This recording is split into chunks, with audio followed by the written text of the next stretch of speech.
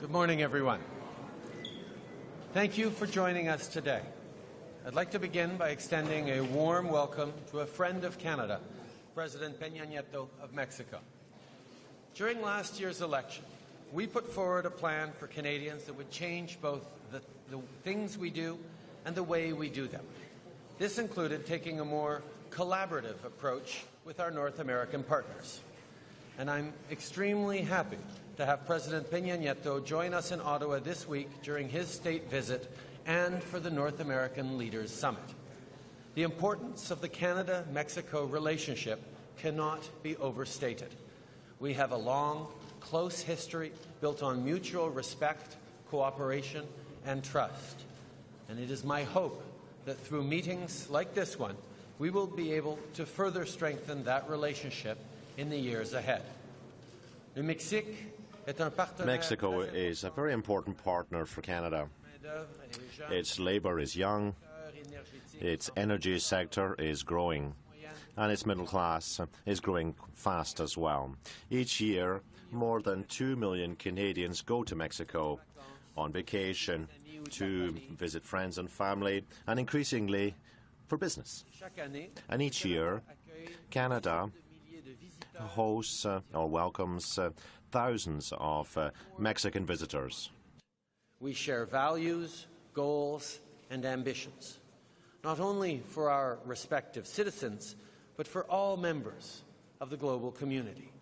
And we're prepared to take action in ways that will make a real difference in people's lives. Following a productive bilateral meeting, I'm happy to share a few of the concrete results. First, I'm very pleased to announce that on December 1st, 2016, Canada will lift the Mexican visa requirement that has restricted travel to Canada. We'll be working very closely with Mexican officials over the coming months to prepare for this change. This move will make it easier for our Mexican friends to visit Canada while growing our local economies and strengthening our communities. I'm also very happy to announce that Mexico has agreed to open their domestic market to all Canadian beef products.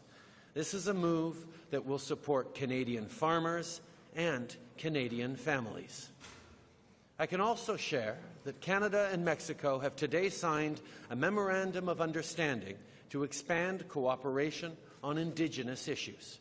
This is an important step in an overall effort to improve the quality of life for Indigenous communities in our countries. One specific initiative will give Indigenous people, especially women, greater access to education with the ultimate goal of stimulating innovation and entrepreneurship locally.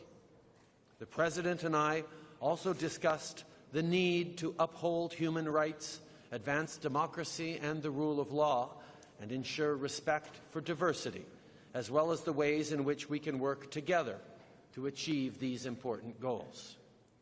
And finally, today, we officially signed our cooperation on international development, especially in Central America and in the Caribbean. Together, we have identified several development projects on climate change, on Aboriginal issues, on vectoral diseases, and also the reduction of risk and the planning of interventions in the case of natural disasters. These are just some of the important agreements that we've concluded today after months of work and where we worked very closely. I believe that the future of Canada-Mexico relations is bright. By working together in mutual respect and cooperation, we will renew this friendship for the benefit of our people. We will work hard towards a stronger, more prosperous Canada, a stronger, more prosperous Mexico, and a stronger, more prosperous North America. And we'll do it as we've always done, as partners and as friends. Merci beaucoup.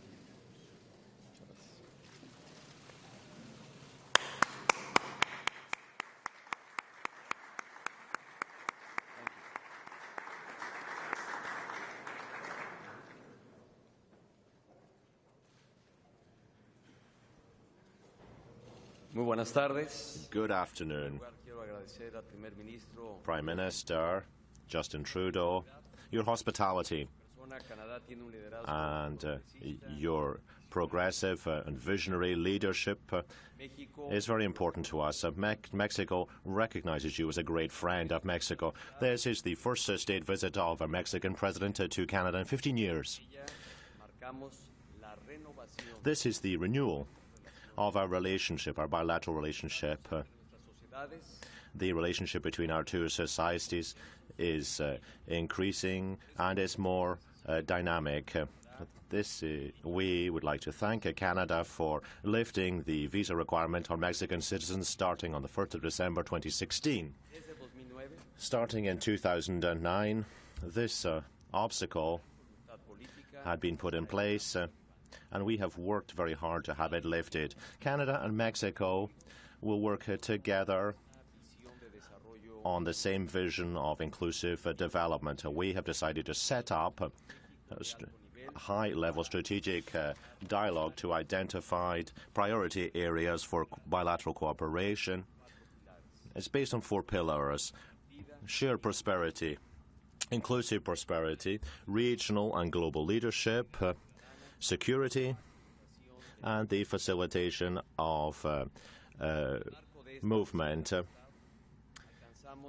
We have signed 14 agreements which will be designed to improve exchanges between students and for the sharing of information on security, to promote the development of our Indigenous peoples and also to increase tourism in a reciprocal way.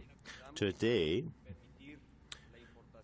we will be lifting the ban on Canadian beef to Mexico based on scientific evidence which has been provided by the World Health Organization. We intended to implement this starting in October this year.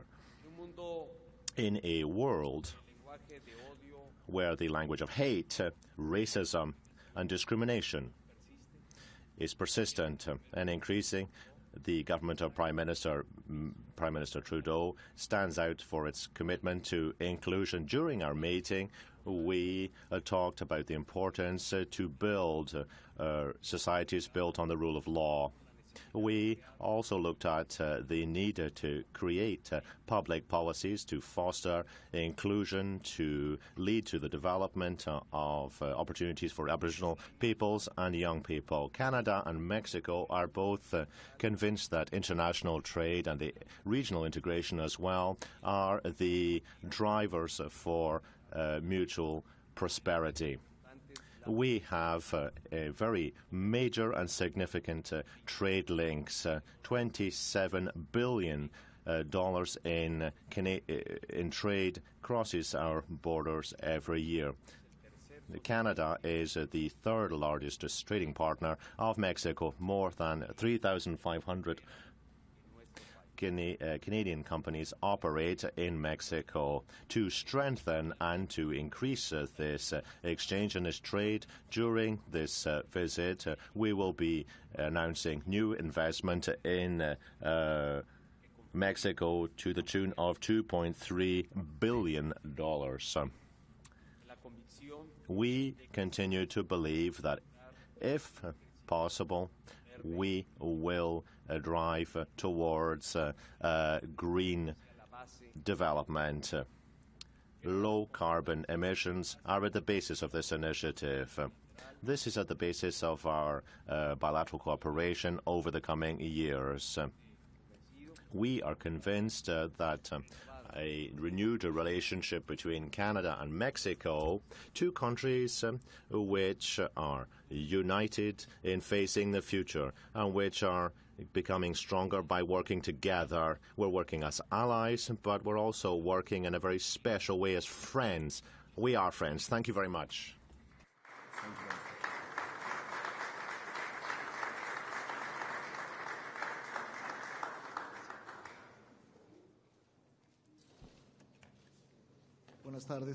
Good evening, President, Prime Minister. I'm Alexandra column from La Prensa newspaper. I'd like to know if you could explain in more detail the agreement that you have just signed on dealing with marginalization, on helping Aboriginal peoples to develop, and do you have any specific budget for this? And could you also tell us a bit more about the visa issue? Starting on the 1st of December 2016, the visa requirement will be lifted. But I would like to know whether there will be another mechanism put in place to facilitate the movement of Mexicans to Canada. Thank you very much. Well, on the issue of support for Aboriginal peoples, so without a doubt we have a shared vision, and we want to support Aboriginal communities. This is what Mexico is putting forward. This is a vision shared by Prime Minister Trudeau, and what we're doing today is to provide greater support for Indigenous communities in Mexico and also in Canada. We've shared our experiences that have been put in place in both countries to support Aboriginal or Indigenous communities. And we intend to promote the trade of goods through the NAFTA agreement, and we think that our Indigenous peoples will benefit from the free trade agreement that we have in place. Basically, this free trade agreement, this economic agreement that we signed many years ago, we are major trade partners with the U.S., so we don't want the benefits to only extend to one country, but to everyone within our three countries, and that includes Indigenous peoples. In terms of the visa requirement, I'd just like to recognize that this measure that was put in place, this requirement that was put in place, well, I think that the work we've done and the vision that we share with Canada and the drive to renew our relationship between Canada and Mexico, I think this allows us to deal with some irritants that have existed. One of these issues was the visa requirement, and we have now agreed that this visa requirement will be lifted starting on the 1st of December 2016.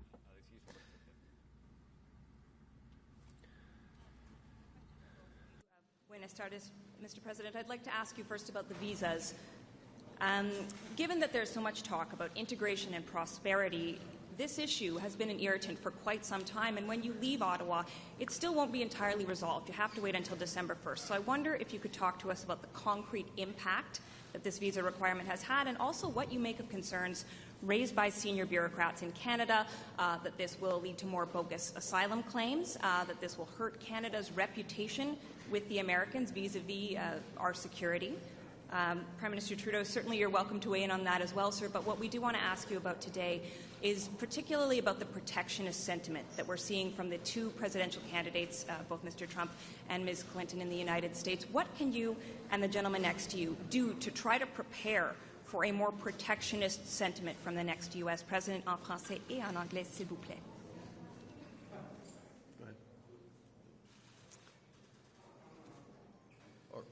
Actually, you just said, I'll start. What we've agreed together today, and a broad number of different memorandums of understanding and agreements, is going to make a positive difference in the lives of Canadians and Mexican citizens. Whether it's enabling farmers in Ontario and in Alberta to create new markets for their beef, and create more prosperity here at home, whether it's the opportunities for communities across this country to welcome in Mexican tourists in greater numbers than before. This relationship is an important one. And we've seen around the world many examples of protectionism, of concern, of stepping away from trade agreements and engagements like we're showcasing today. And I think it's important that allies and partners like Mexico and Canada work together to address the challenges we're facing together, that we understand that collaboration, partnership, greater unity on issues that we have concerns and similarities aligned are ultimately good for our citizens, are good for the middle class, are good for the growth that matters, are good for the opportunities to succeed that our communities live with. So this relationship, this partnership, this friendship going forward is an example, I think, to the world that better collaboration, better partnerships are a path to prosperity. And that's a compelling example that we want to showcase at a time where, unfortunately, people are prone to turning inwards, which will unfortunately be at the cost of economic growth and their own success in many situations. On voit à travers le monde, Well, we're seeing across the world a lot of protectionism, a drive for isolationism, people who are looking inwards rather than opening to the rest of the world. Now, this friendship, this partnership, and the work that we're doing together today should show that working respectfully and positively with one's neighbours and partnerships good, not only for the economy across the country, but also for individuals, ordinary Canadians, ordinary citizens. We've just seen a major advantage, a major impact for Canadian farmers who will now be able to sell their beef to Mexico starting in October. We're seeing a major impact also for the tourism industry in Canada. They're going to see more Mexicans coming here to take vacation, to spend their money and to discover our great country. Now, for Aboriginal peoples, for Indigenous peoples, for international development, we've taken concrete steps which will have a tangible impact on the lives of people at a time when many are frightened of others and they're looking inward. I think at that time it's important to show that cooperation and partnerships can and will have a very positive impact on the lives of ordinary people, and this is what we've tried to do today.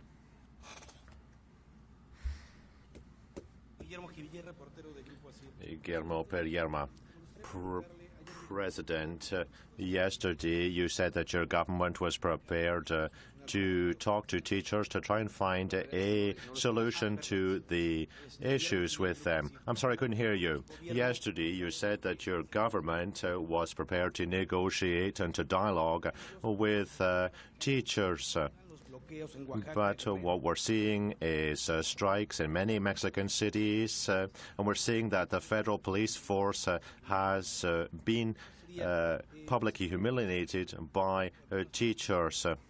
Could you tell us why you have decided to crack down on teachers, and how can you say at the same time that you intend to negotiate with them? Now, for Prime Minister Trudeau, what's your opinion on a possible Trump presidency? Would you relax Canadian immigration rules? Can I? Yes, please do. Well, in terms of your first question, I'll deal with that first before I move on to your second question. In terms of the visa issue, this is an irritant that we have dealt with. We've also dealt with the ban on Canadian beef. I think that all that reflects the level of our relationship, the relationship we're building between us and the Canadian government. We have a shared vision, and we really believe in regional integration. We believe in free trade. We believe that working as part of a team and working in cooperation will allow us to ensure that our societies are able to develop further and better. We think that sharing our success stories, mutual success stories, that's important to really improve things in both countries. Basically, The measures that we've announced today, the MOUs we've announced, I think they reflect the level of renewal of our relationship. It's a relationship based on friendship and shared vision. This is the relationship that we have between us and Canada. In terms of your question, well, I'd like to clearly state that the government will not give in to provocation. The government intends to reach out to the teachers and to try and find solutions before we get into a conflict situation. But we will not give in to provocation, I repeat. Today, I think that we're on the way to dialogue, to working towards solutions. And this is something that the government of Mexico will continue to deal with any type of situation that arises in Mexico, situations of violence and provocation, no matter where they occur in Mexico. Thank you. On the issue of the American election, obviously one of the things that the President and I are agreed on is the need to work with whomever the American people elect this coming November. Obviously, there will be, regardless of the eventual winner, from one administration to the next, there are changes and there are shifts, but we will engage, as we have demonstrated today, in a positive, thoughtful, collaborative way that understands the importance of the North American trilateral relationship that we've established, and work very hard to promote and defend the interests of our citizens, but also our place within the global community. C'est certain que nous avons parlé. We talked very briefly about the American elections, but we agreed. I don't think anybody will be surprised by this, that will both work with the person who is elected by the American people in November. Of course, the transition from one administration to the next means that there have to be adjustments. But we will approach the next president of the U.S. with the same openness and respect that we have shown today. We will work with the new president for the good of our citizens. Hello, everyone. First of all, Mr. Trudeau, in the wake of what happened with the referendum in the United Kingdom, this type of result, 41.9% in favour of Brexit. If there was a referendum in Quebec, would this be a clear result for you?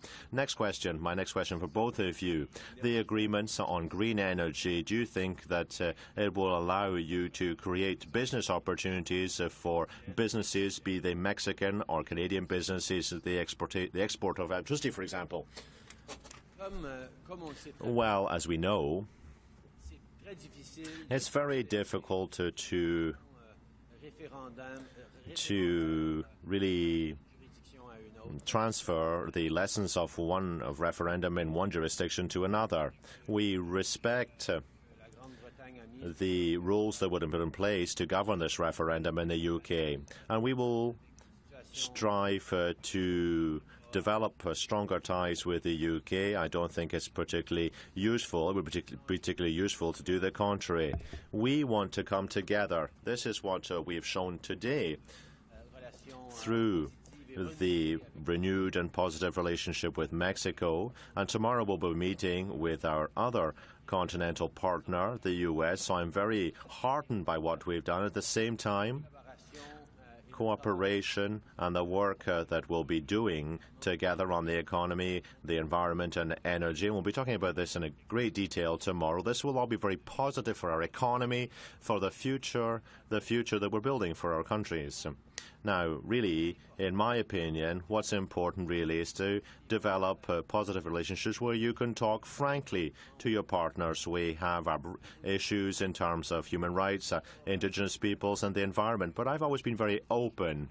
We've had many conversations on this, on the concerns that Canadians have, that I share on these issues as well. But we've also pointed out that we want to work with other countries. So we want to address the issues that people face, the environment, human rights, and other issues as well. Now, this spirit of cooperation is essential for us, I think. Obviously, making parallels between referendums in different jurisdictions is always troublesome.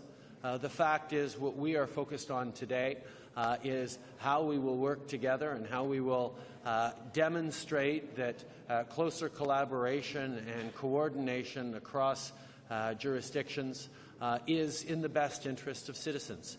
That's certainly true on environment and energy, where tremendous innovation and focus on clean energy and clean growth are going to benefit our citizens in both of our countries. But in any situation, we highlight challenges and offer paths to solution, whether it be on environmental challenges, whether it be around human rights challenges. As the President and I have spoken on a number of different occasions on the broad range of issues, and always we have emphasized that we, as Canadians, want to be positive partners and collaborate and help address some of the very real issues facing our friends and neighbours around the world, and particularly Mexico in this case. I'd just like to pick up on what on your original question on this specific issue. I agree with what the Prime Minister has just said. I would like to reiterate that we're working together. We have the same vision. We want to strengthen the region. We want to strengthen our strategic relationship between our two countries in the area of the economy, the environment. We want to work cooperatively, as we have shown today, to deal with the protection and support for Indigenous people. So we also want to look at support and cooperation for Central America. We've done that today. I think this is part of a shared vision. We're working on it, and we hope that this will continue. This will continue to prevail in this area of the world. Now, personally, and my government's position is the following as well. We will work with any new president, the president who is elected in November. My government respects the domestic election process in the U.S. We will strive to work with whoever is elected in November. Now, I'd just like to develop my answer to the issue that was raised earlier, the issue that was raised about the problems we're facing in Oaxaca and what's happening in the south of Mexico at this current juncture. I think that the Mexican government has laid the table for dialogue to diffuse the situation and to strengthen the relationship, no matter what the differences between us are. In terms of teachers now, well, I think the teachers have a social role, but I understand what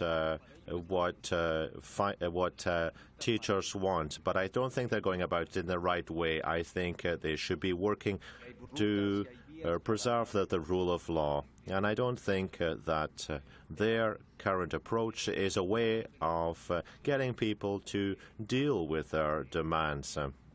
But I think that teachers should be working to foster the development of their communities. And I think it's a great shame that the demonstrations in some parts of our country and the south of Mexico, specifically in the state of Oaxaca, I think it's a great shame that it's gone beyond mere protest.